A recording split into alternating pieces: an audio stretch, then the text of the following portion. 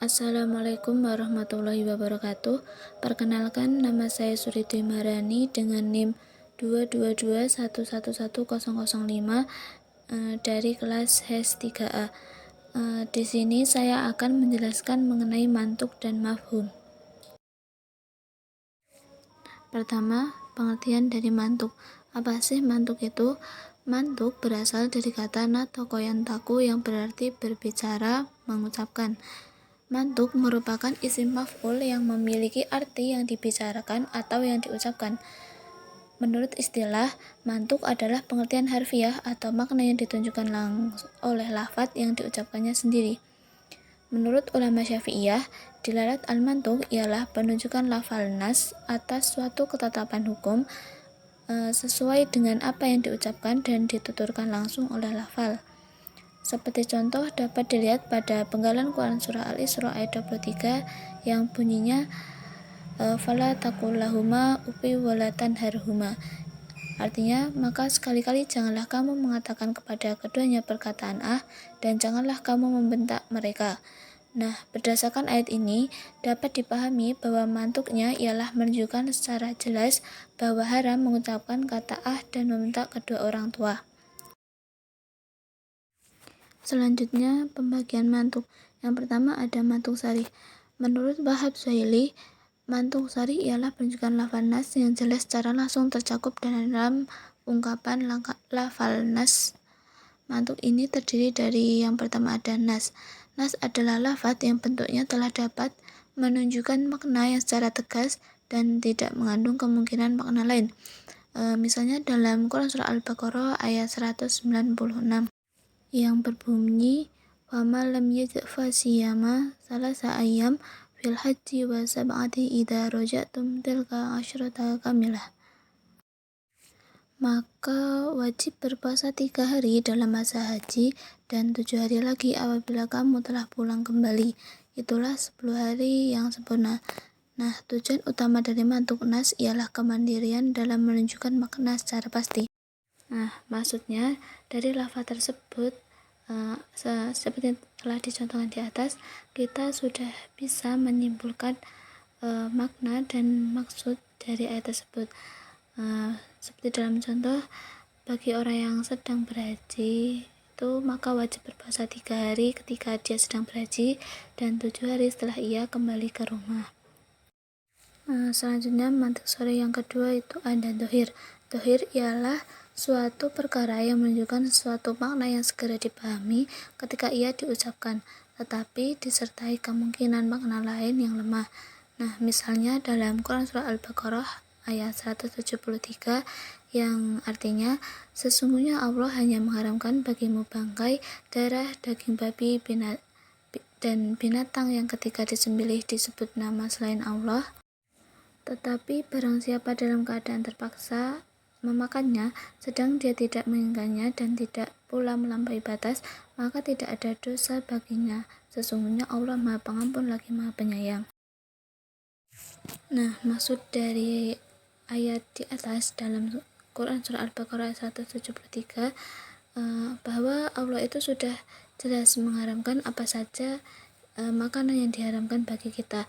Namun dalam kata bangkai dan darah kita masih bisa memaknai makna yang lain, seperti bangkai yang dimaksud di sini itu adalah apa saja bangkai yang dimaksud dan darah yang bagaimana dan apa, seperti itu. Yang kedua ada mantuk ghairu sharih.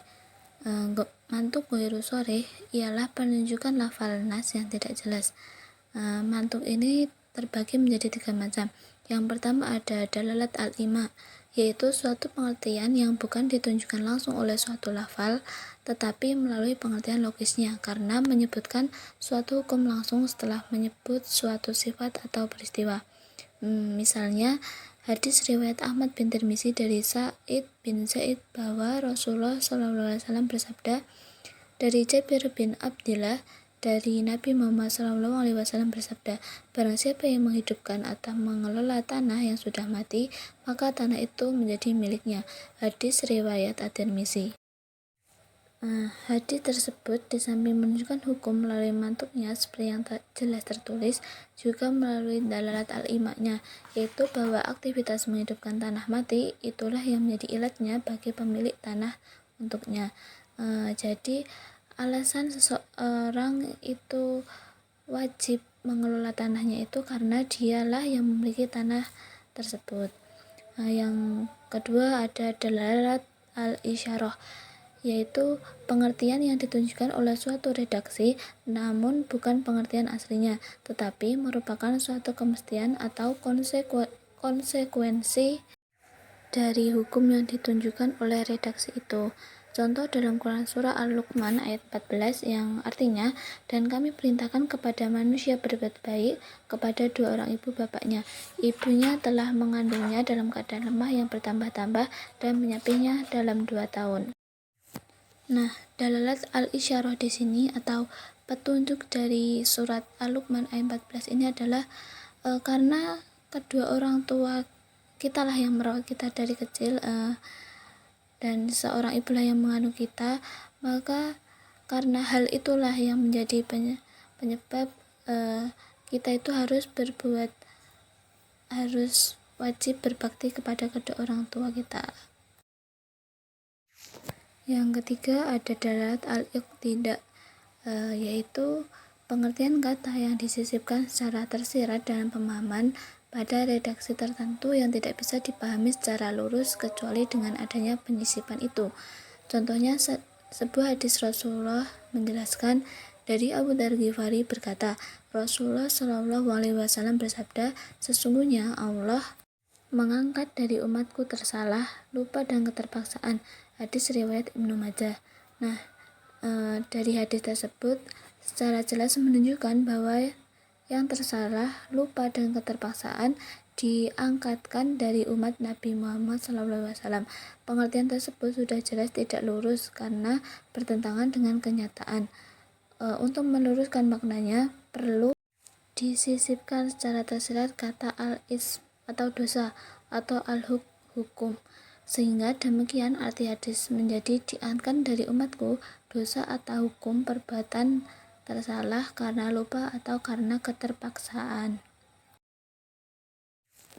Nah, selanjutnya ada mafhum. Apa sih yang dimaksud mafhum itu? Mafhum berasal dari kata fahama yafhamu yang berarti faham. Mafhum sendiri merupakan isim maf'ul yang artinya yang dipahami. Mafhum adalah pengertian yang ditunjukkan oleh lafal tidak di tempat pembicaraan tetapi dari pemahaman ucapan tersebut. Dengan kata lain, makna ini disebut sebagai makna yang tersirat. Nah, para ulama membagi mafhum ini atas 2 bagian. Yang pertama, mafhum muwafaqah, yaitu adalah pengertian yang dipahami sesuatu menurut ucapan lafal yang disebutkan. Mafhum muwafaqah ini terbagi menjadi 2, yaitu bahwa al-khitab dan lahan al-khitab. Yang kedua ada mafhum mukhalafah, ialah pengertian yang dipahami berbeda dengan ucapan baik dalam istinbat atau menetapkan maupun nafi atau meniadakan. Oleh karena itu, hal yang dipahami selalu kebalikannya daripada bunyi lafal yang diucapkan. Macamnya ada mafhum al-waswi, mafhum al-ghoyah, mafhum hasyar, mafhum ilat, mafhum laqab, dan mafhum syarat. Mafhum muwafaqah yang pertama ada fahwa al-khitab, yaitu apabila yang dipahamkan lebih utama hukumnya daripada yang diucapkan, seperti memukul orang tua lebih tidak boleh dibanding mengucapkan perkataan sebagaimana pada ayat yang telah dikemukakan terdahulu. Oleh karena itu, hukum makna yang dipahami di luar lafal itu bisa lebih utama atau lebih tinggi kualitasnya dari hukum yang dipahami dari lafal itu sendiri. Nah, maksudnya di sini dari ayat sebelumnya surat Al-Isra ayat 23 yang yang isinya kita tidak boleh mengucapkan perkataan Nah, dari situ kita dapat memahami bahwa mengucapkan kata saja sudah tidak diperbolehkan kepada kedua orang tua, apalagi kalau sampai kita memukul ataupun melakukan hal-hal yang lainnya, itu kita sudah pasti berdosa kepada mereka. Yang kedua adalah lahan ala kitab, yaitu apabila yang tidak diucapkan sama hukumnya dengan yang diucapkan, seperti dalam Quran surah An-Nisa ayat 10, yang artinya sesungguhnya orang-orang yang memakan harta anak yatim secara dolim, sebenarnya mereka itu menelan api dalam perutnya dan mereka akan masuk ke dalam api yang menyala-nyala atau neraka. Nah, dari ayat di sini dapat dipahami bahwa memakan harta anak yatim di sini juga bisa dimenai hukumnya dengan melenyapkan, membuang atau menghardi anak yatim, yang intinya menghabiskan harta anak yatim tersebut dan memperlakukannya secara dolim. Selanjutnya mafhum mukhalafah. Yang pertama ada mafhum wasfi atau pemahaman dengan sifat. Itu adalah petunjuk yang dibatasi oleh sifat, menghubungkan hukum sesuatu kepada salah satu sifat aslinya. Nah, ini terdapat 3 bagian, yaitu yang pertama ada mustaq dalam ayat, misalnya dalam Quran surah Al-Hujurah ayat 6, yang artinya, hai orang-orang yang beriman, jika datang kepadamu orang-orang fasik membawa suatu berita, maka periksalah dengan teliti dan bla bla bla. Nah, maksud mustaq dalam ayat di sini adalah sifat dari orang fasik itu kan tidak benar. Jadi ketika kita kan sudah mengetahui ya sifat dari orang fasik tersebut. Nah, jika mereka membawa suatu berita, maka kita harus meng-cross check-nya terlebih dahulu, seperti itu. Yang kedua ada mengenai hal atau keterangan keadaan. Misalnya dalam Quran surah Al-Maidah ayat 95, yang artinya janganlah kamu membunuh hewan buruan ketika kamu sedang ihram haji atau umroh. Barang siapa di antara kamu membunuhnya dengan sengaja, maka dendanya ialah mengganti dengan hewan ternak yang sepadan dengan buruan yang dibunuhnya. Nah, dari sini dapat dipahami karena jika dia sifatnya sengaja membunuh hewan ketika sedang melakukan haji atau umroh, maka dia itu wajib mengganti hewan yang telah dibunuhnya tersebut. Yang ketiga ada adat atau bilangan. Contohnya dalam Quran surah An-Nur ayat 2, yang artinya berzina perempuan dan berzina laki-laki adalah masing-masing dari keduanya 100 kali. Nah, bilangan dari lafaz surah di atas yaitu 100 kali. Yang kedua ada mafhum ilat, adalah menghubungkan hukum sesuatu karena ilatnya. Contohnya mengharamkan minuman keras karena memabukkan. Nah, dalam Al-Quran itu kan ada yang menjelaskan bahwa khamar itu haram hukumnya. Nah, karena minuman keras itu sama sifatnya yang memabukkan, maka dihukumi sama dengan khamar yang hukumnya haram. Nah, yang ketiga ada mafhum goyah atau pemahaman dengan batas akhir, adalah lafal yang menunjukkan hukum sampai pada goyah atau batasan atau hinggaan, biasanya ditandai dengan kata illa atau hatta. Misalnya dalam Quran surah Al-Maidah ayat 6, idza kuntum sholati waghsilu wujuhakum wa aydikum ilal marafiq. Apabila kamu hendak melaksanakan sholat, maka basuhlah wajahmu dan tanganmu sampai ke siku. Nah, dari ayat di sini dapat dipahami bahwa dalam berwudu, batas akhir dari membasuh tangan itu adalah sampai siku. Ya, yang keempat ada mafhum laqab atau pemahaman dengan julukan, ialah menggantungkan hukum kepada isim lam atau isim fa'il. Contohnya dalam Quran surah An-Nisa ayat 23, hurrimas alaikum ummahatikum, yang artinya diharamkan atas kamu menikahi ibu-ibumu.